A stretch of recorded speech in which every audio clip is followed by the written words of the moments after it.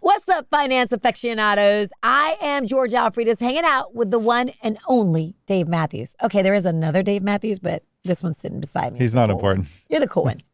Thank you, buddy. Agreed. Hey, we're your hosts of What's Next Wall Street. Yep. The cool hub where finance, tech, AI, and all things trendy converge. And we're serving up a blend of money moves and tech vibes today. So buckle up, Buttercup. Who wrote this? Buckle up, Buttercup. And we're all about staying connected. Drop us a line at WNWshow@gmail.com or hit us up on the socials at What's Next Wall Street. Stop touching my mic. And of course, you don't want to miss the antics on our YouTube channel, WNW Show. So subscribe and smash that alert button. Just smash it. Break it. Don't break it.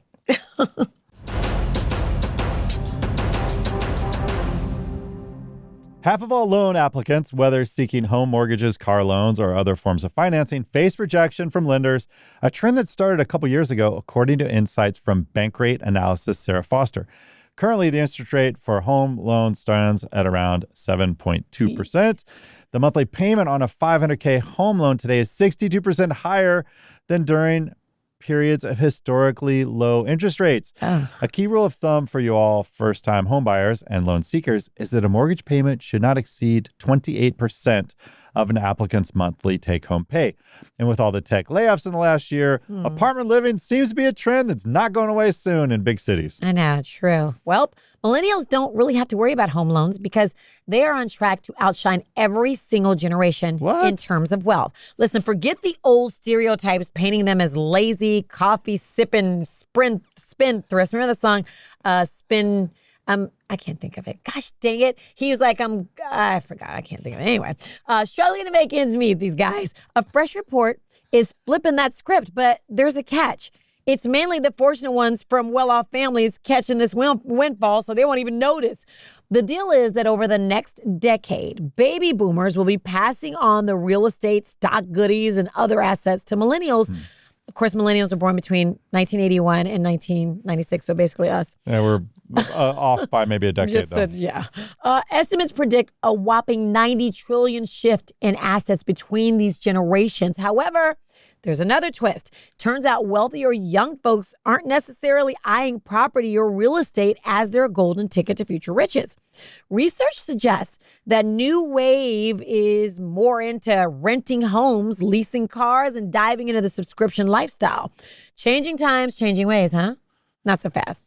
For those of us who like to save, wrong terminology, millennials, okay? Nobody likes to save, okay?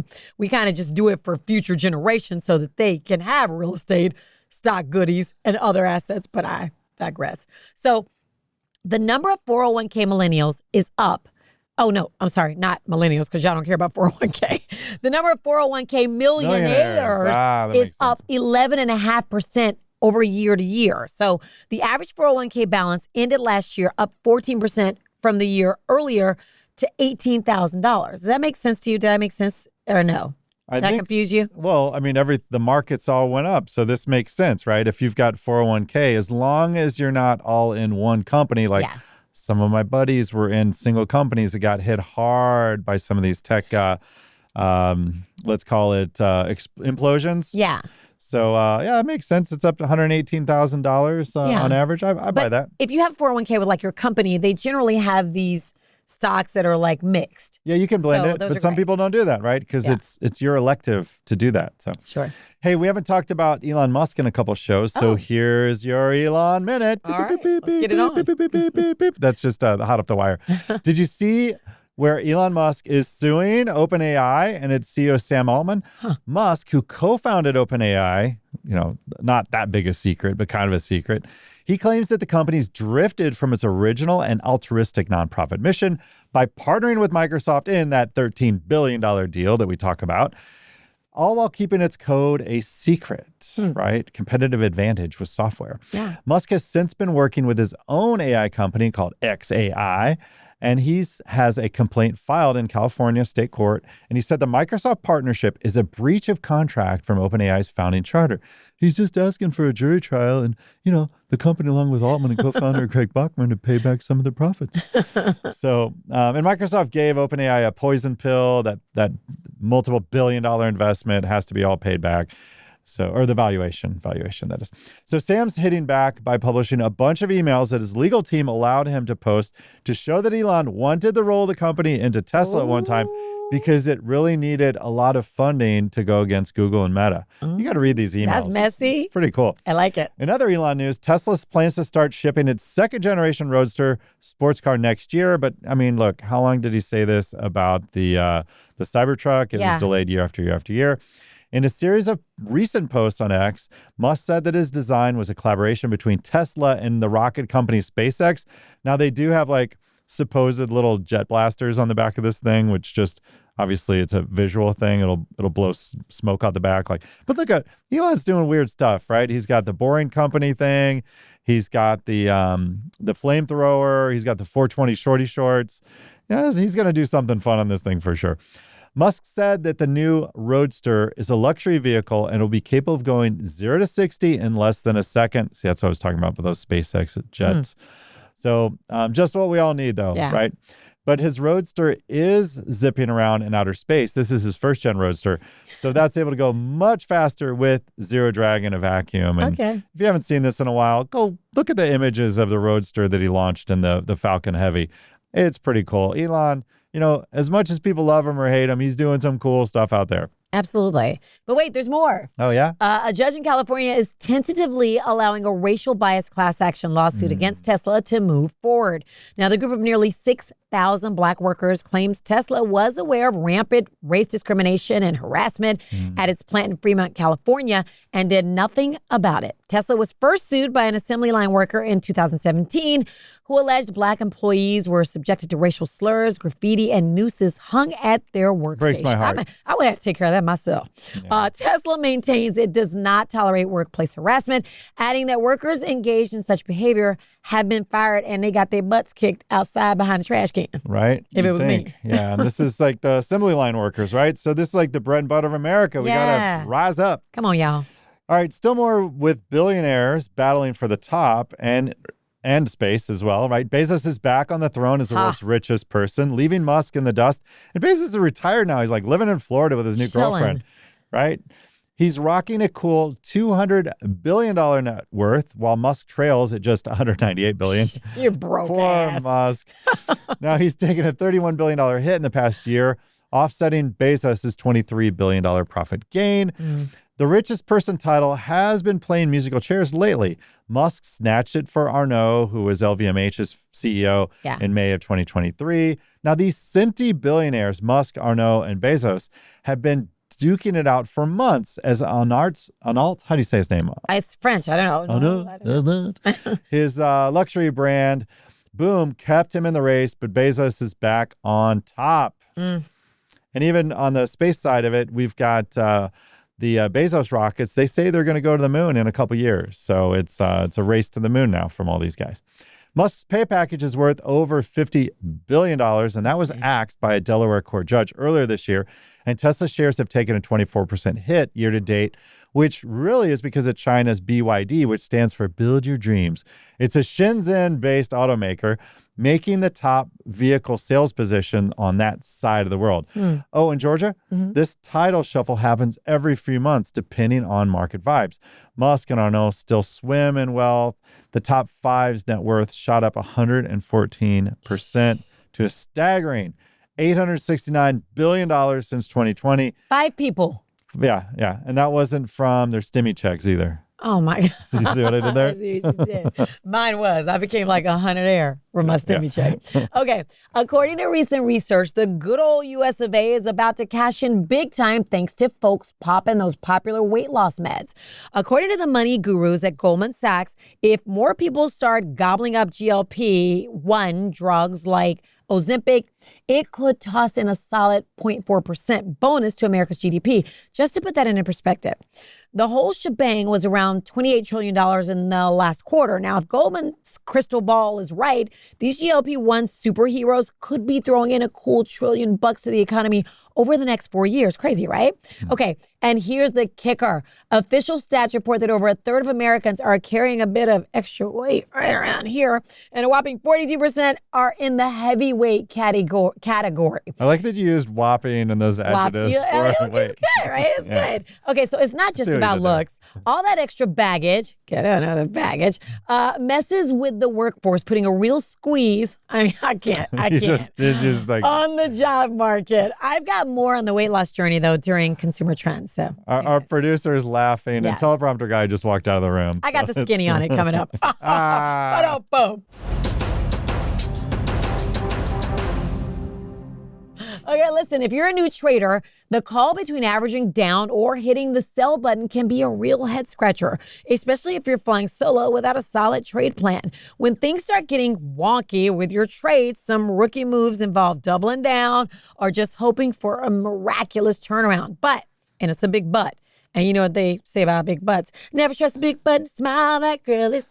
I thought they said I will not lie. Okay. All right. Seriously, though, a lot of the time, this often just kicks your losses up a notch and could spell financial trouble. Over at Options Players, they are all about having a game plan that's as solid as a rock. Solid as a rock, and nothing's changed. Yeah. The thrill is still hot. Come on, Dave. The energy in the studio has gone from weird to weirder. I know. Talk about wonky. I like it. All right. Thank you, Ashford and Simpson. Not you. Sorry. Yeah. Song lyrics are our love language. What are you doing? But back to average down or sell.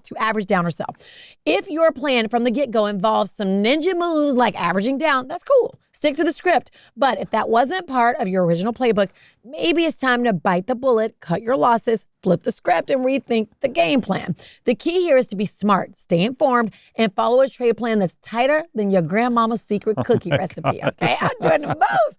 That way, when the going gets tough, you're armed with savvy decisions and a roadmap to help you stay on track. So you're welcome for those little nuggets. They come from Options Players, so you can level up your trading game. You got to put this on your demo reel. I know, right? I mean... Hey, friends, now it's your turn to shine. Connect with us on the socials at What's Next Wall Street. Share your thoughts on our YouTube page or shoot us an email at WNWShow@gmail.com. We love hearing from you, so don't be a stranger, yo. Let's keep this conversation rolling. The first email comes from Eddie in Pittsburgh, who writes, Berkshire Hathaway Incorporated said it bought more than $4.1 billion worth of stock in Taiwan's semiconductor manufacturing. That's TSMC, a rare, significant foray into the technology sector by billionaire Warren Buffett's conglomerate. Okay. Now, that we see how that worked out, does Greg thinks they will sell their positions soon? TSMC has been on a roll. All the stocks around silicon and AI have been booming. We've talked about this on multiple shows. So if you want to learn how to invest in AI, go back to a prior show on that. But Greg, TSMC, what gives? All right, Eddie, I don't think Warren Buffett has bought any semiconductors lately. Now, what I think you're talking about, he did purchase about $4.1 billion like a year and a half ago. I think third quarter of 22. But then he sold it in the first quarter of 24 or something, basically. And then he got on. It made the news because he blamed the geopolitical tension between China and Taiwan and the possible, you know what's going on there, is the reason why he moved his money out. And he moved it to Japan because he thought it was a safer play and a better bet.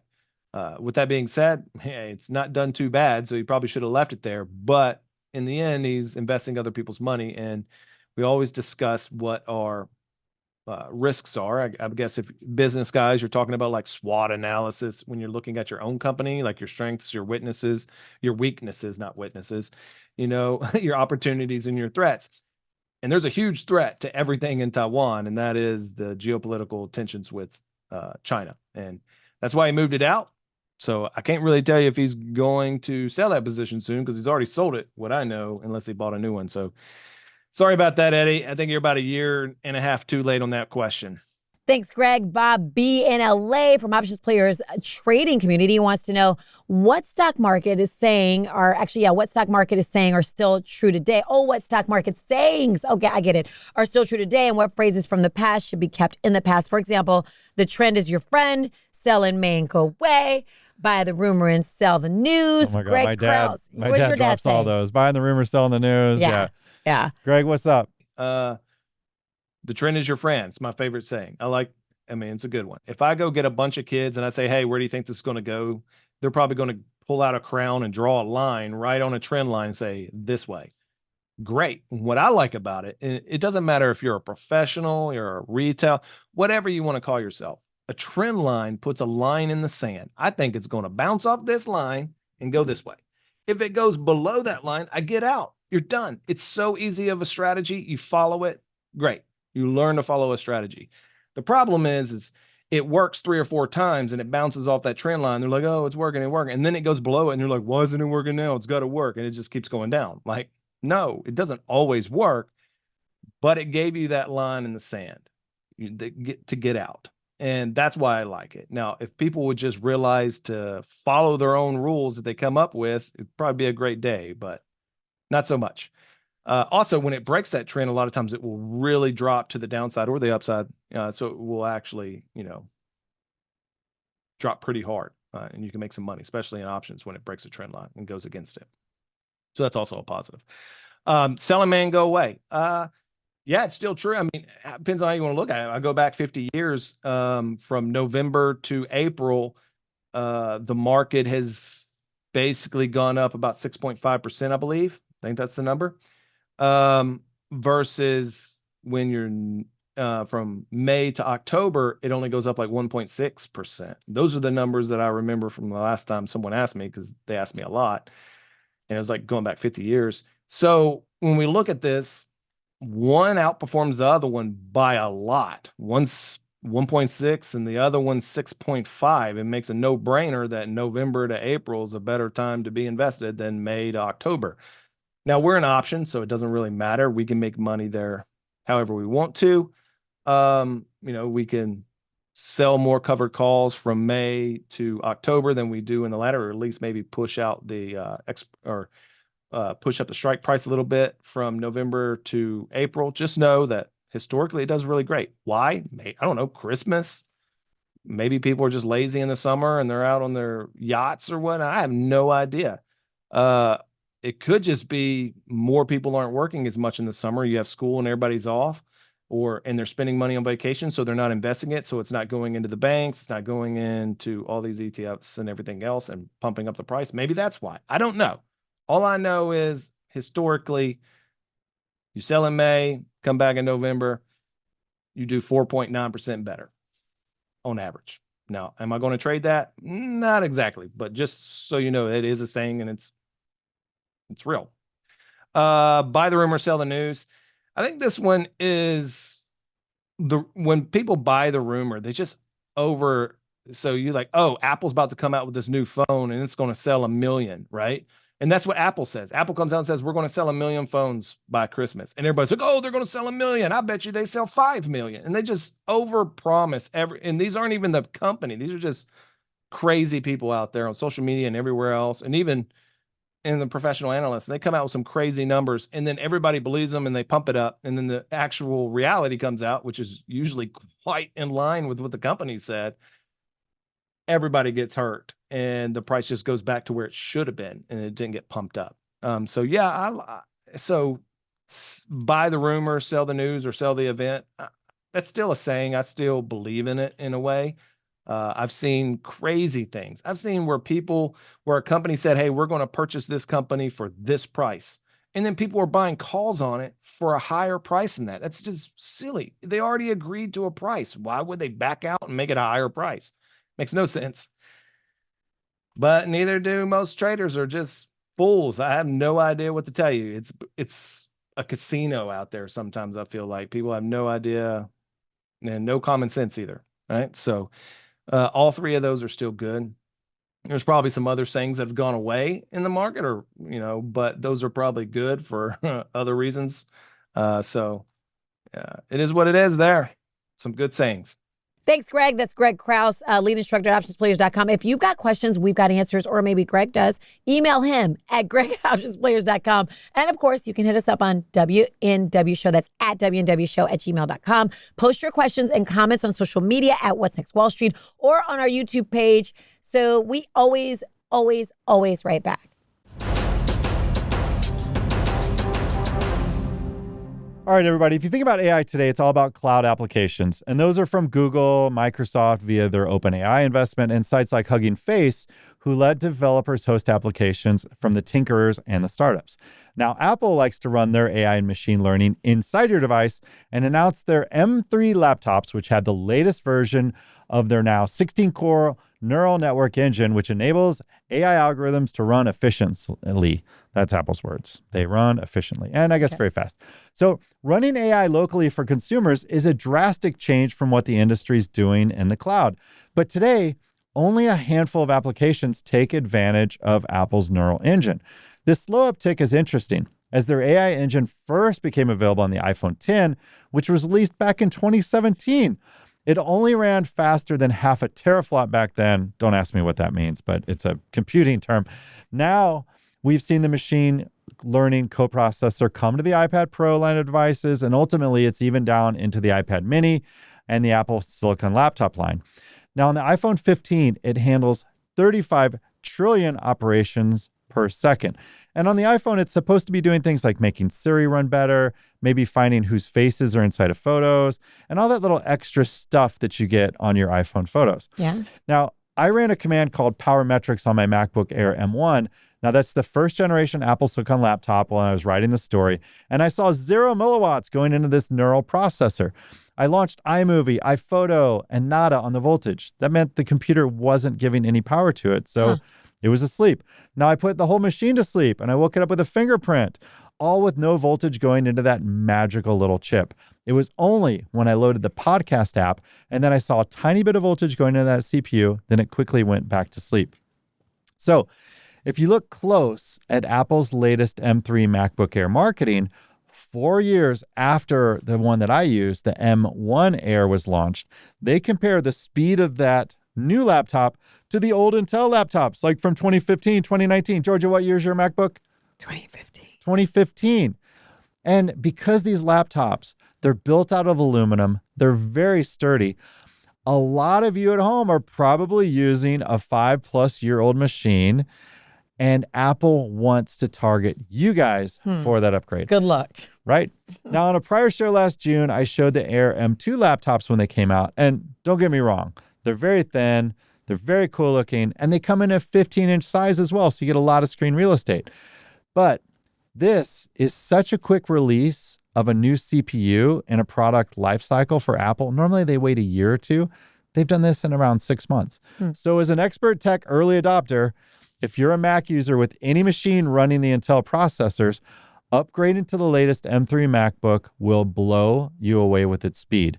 If you love Zoom, wait, does anybody love Zoom any longer? I mean, Probably I still not. use it sometimes, but...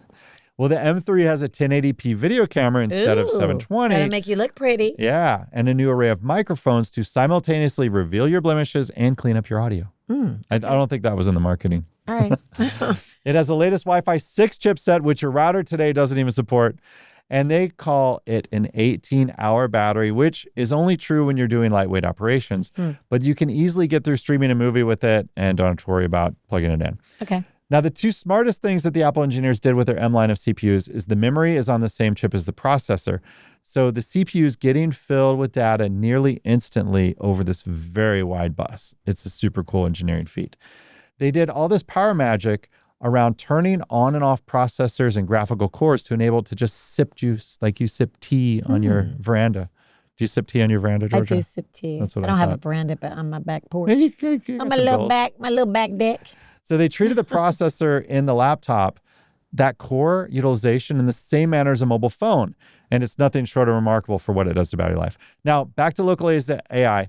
In the new M3, the neural engine is the same 16 cores as my M1 Air, but they say it's more efficient. But remember, I didn't see mine fire up often. Not even launching iPhoto's cute little video montages didn't wake up the neural engine. I'm expecting that to change, though, with announcements coming out of the Worldwide Development Conference in June. Now, they do have some PyTorch, and they have some applications that utilize the AI engine. And with all this boost of NVIDIA doing AI, I think Apple's going to launch some stuff at the Worldwide Developer Conference. So I'm going to be tuned into that, and we'll cover it right here on the show in upcoming episodes. So will I upgrade my MacBook from the M1 to the M3? No. You can see the M1 is a fabulous computer. The M3 is only slightly more fabulous. And truthfully, the better camera, microphones, and MagSafe power, which means you can trip on it and don't pull the power cord out of the side of it like you do with USB-C, it's not worth that extra $1,000 expense for me. Now, if you're a dual monitor person, the M3 has a new ability to run 2 external monitors. I love that. Now that I do love. I like to have 2 monitors up. That's why I use my desktop. But you have to close the clamshell, so that, you know what that means, Georgia? You then have to buy a keyboard and a mouse, right? So now you got another $200 I might as well in just there. use my desktop. I'm going to buy a keyboard. Yeah. Yep. Okay. And they're also going to allow the M3 MacBook Pros the feature for dual monitors through a software update, which should be coming soon. So if you got one of those, look for that. Okay. But what will this do to Apple's stock price? Right? You tuned into this show for that info, right? Well, with laptops, they get banged around. They get stolen. The screens crack. Water and wine gets spilled on the keyboard. Wine? Is that wine? I just water, maybe some sweet tea. I don't. Sweet tea, yeah. Yeah, and then it gets sticky. So while you don't need to upgrade from your 2020 MacBook, we probably will upgrade because life happens. For Apple to launch this in the early spring, though, is interesting. But what that gives retailer the ability to is to stock these up before back-to-school purchases, which truly drive sales. I can't believe I'm talking about back-to-school when graduation hasn't even happened yet. I know. Hey, one more thing. There's a rumor out there that instead of the discounted $1,000 entry point for the base M3 with 8 gigs of RAM and 250 gigs of storage, retailers are going to have more of these 16 gigabyte models with 512 gigabytes of storage.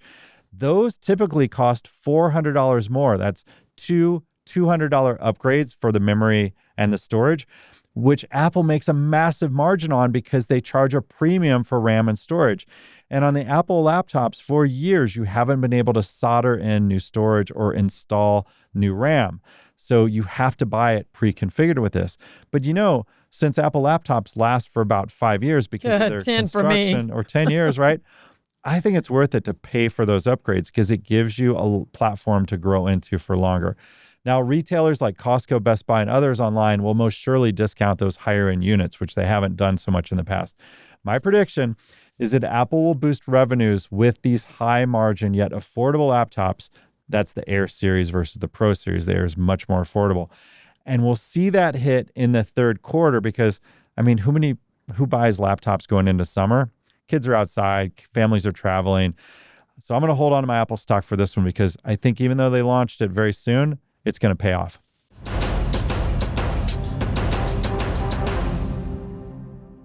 Okay, Oprah Winfrey is stepping down from her role at Weight Watchers. Have you seen her? She's like a size nothing. Really? Right? She's so skinny. So she's been on the board for 9 years. Now, Winfrey pledged to donate her financial stake in the company to the National Museum of African American History and Culture. She should have donated it before her announcement because shares of Weight Watchers was down by like 25% afterward, okay? Now, this all comes after Oprah said last year that she was taking weight loss drugs to maintain her weight. And I'm telling you, she is thin. Now, we're not those kind of, we told ya. So I mean, literally we are. We are totally. Every week we are those people. Yes, every single week we are. But back in 2022, the weight loss shots, we told you there would be this incredible financial game changer, right? So here we are, meaning the fallout, we're here again. So who the hell is eating balanced, healthy meals when they can eat whatever they want and still lose weight? This could be much bigger than companies like Weight Watchers or Jenny Craig, though. That's how I'm talking about. I mean, I am, but okay, so it's not just about them. People are back in the gym after COVID, but before all you had was like portion control, low calorie foods, along with workouts to help you lose weight. Now I can go get a shot. I can eat all the Oreos I want, okay? Honestly, I'm sure it doesn't work that way. I'm just saying, but you get my point. Is this going to have an overreaching financial effect on the diet industry? Greg, I want to know what you think about this because I'm just like, you know, you have these low calorie meals in the grocery stores and you got all these low calorie places that people go to, like Jenny. That's where you can actually walk in and you have a little meet, and they're like, "Girl, don't eat the Oreos this week. Like you're gonna be all right." Yeah, you know, need the pep talk, the you boost. need the pep talk. So But if you can get the shot in the arm, that's the boost I want. I thought Give you me the wanted boost. I thought you were doing like a shot in your smoothie or something. Give me the boost. I want the boost and the Oreos at the same time. Greg, tell us what you think. What's up with the boost? Yeah, I mean, I remember when Oprah Winfrey said that the last time she was in the Weight Watchers, and it shot up, and we're all just like, why do people go out and they just buy stuff because someone just endorsed it? We know they're lying. You know what I'm saying? I mean, it happens all the time, and then we want to go after um, the person that lied about it, or in this way, the celebrity. I mean, it's the old fallacy, that the a celebrity, you think, oh, look at this, they're using it, it'll work on me. Probably not. But with technology, we're going to have all these medicines come out, and you probably be able to eat whatever you want and take something and it blocks it. I mean, I think it's probably there. There just might be side effects or something like that that limit it. And then you're probably going to have some political issues from people that, like, oh, if you use that, then they won't eat as much, fast food or something like that, and it blocks their appetite, so they won't go eat at mine. So then you'll have somebody lobbying to stop it. Who knows? Okay. But there's no diet industry really per se in this. It's just the pharmaceutical industry. The people that make everything else, drugs, make the dietary ones too. So, and they spend money, a lot of money.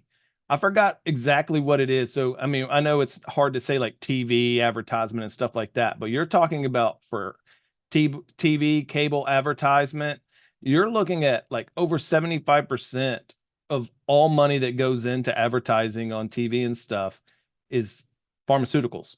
So when they can pass it, it's going to be everywhere, right? So yeah, we're America, especially in the United States of America. I don't want to say America and get someone upset, but in the United States of America, we're lazy. We are microwave. Every generations for the past couple times are all microwave. We want it now. And if we can do whatever we want to and then stick ourselves with a shot or take a tablet and we don't have to worry about it, of course we're going to use it. It doesn't matter how much it costs. We're going to use it. And then somehow we'll still be the most obese country on the planet, right? So I don't know what to tell you. Yeah, I would say we discussed this with like Eli Lilly and them a few shows ago.